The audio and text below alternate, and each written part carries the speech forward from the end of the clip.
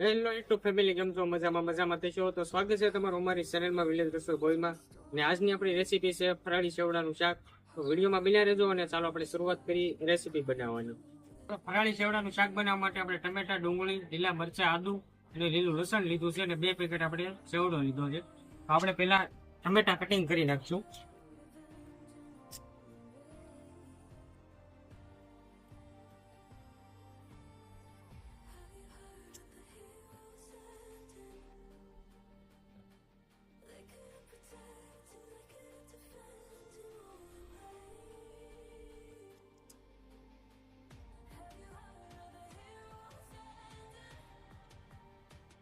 ટમેટા કટિંગ થઈ ગયા છે. હવે આપણે ડુંગળી કટિંગ કરી નાખશું.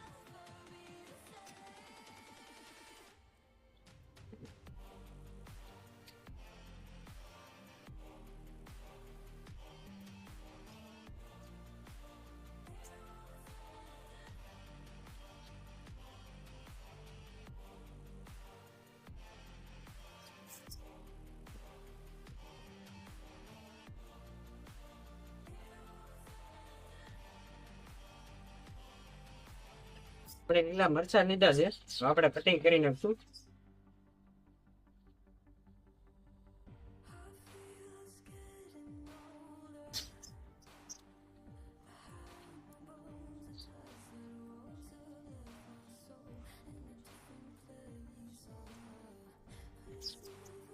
આપણે લીલું લસણ લીધું છે, એ આપણે કટિંગ કરી નાખ્યું.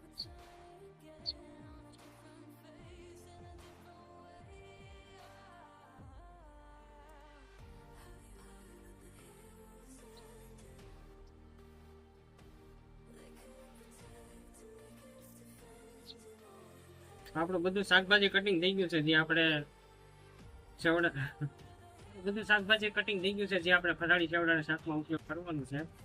હવે આપણે રેસીપી બનાવવાની ચાલુ કરી દઈએ.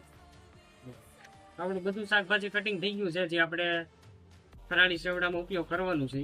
તો આપણે શાક બનાવવાની શરૂઆત કરી દેવી.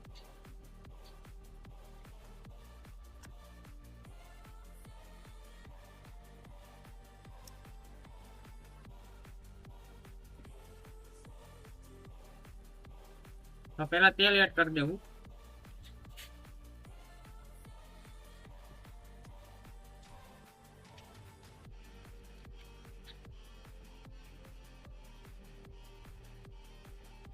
તેલ ગરમ થઈ જાય એટલે બાજિયા અને જીરું એડ કરી દેવું.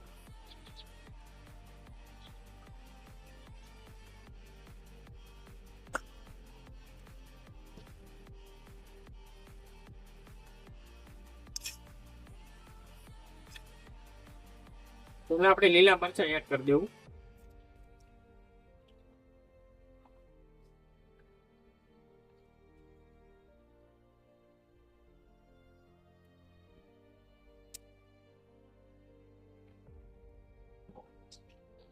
હવે આપણે ડુંગળી નામ દેવું.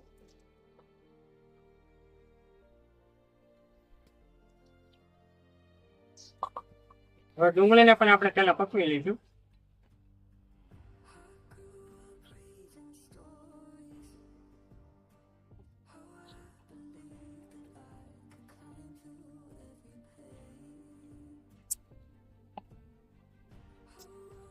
હવે ડુંગળી આપણી હાફ પાકી ગઈ છે. હવે આપણે લીલું લસણ એડ કરી દેવું. લસણને આપણે મિક્સ કરી નાખ્યું.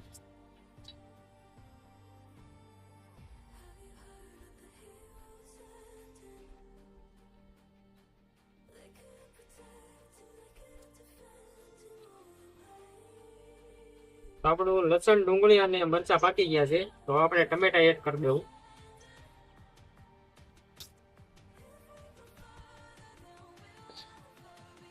તો ટમેટા મિક્સ કરી નાખશું અને ટમેટાને પણ આપણે સારી રીતે પકવી લઈશું.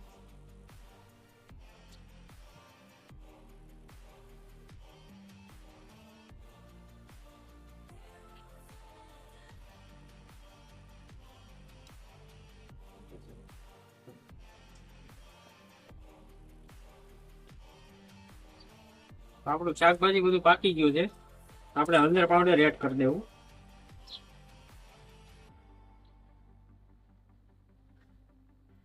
હિંગ,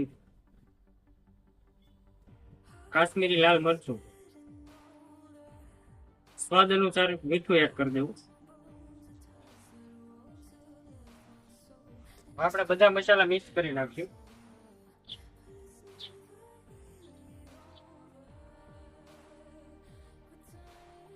મસાલા આપણે પાકી જાય પછી આપણે પાણી થોડું એડ કરી દેવું.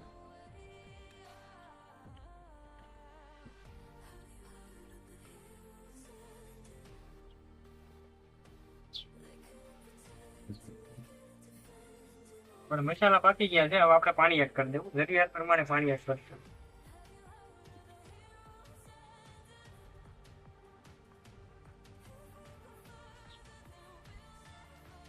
તો આપણી ગ્રેવી કમ્પ્લીટ થઈ ગઈ છે. તો આપણે સેવડો એડ કરી દેવું. આપણે સેવડાને મિક્સ કરી નાખશું અને સારી રીતે પકવા દઈશું.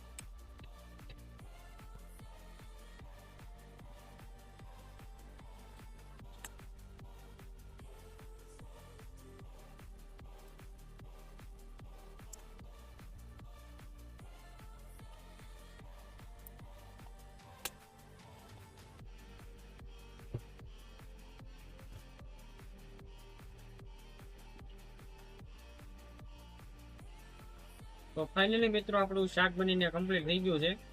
આ વિડીયો તમને ગમ્યો હોય તો લાઈક, શેર અને સબસ્ક્રાઇબ કરવાનું ભૂલતા નહીં. ફરી પાછા મળે એક નવા વિડીયોમાં.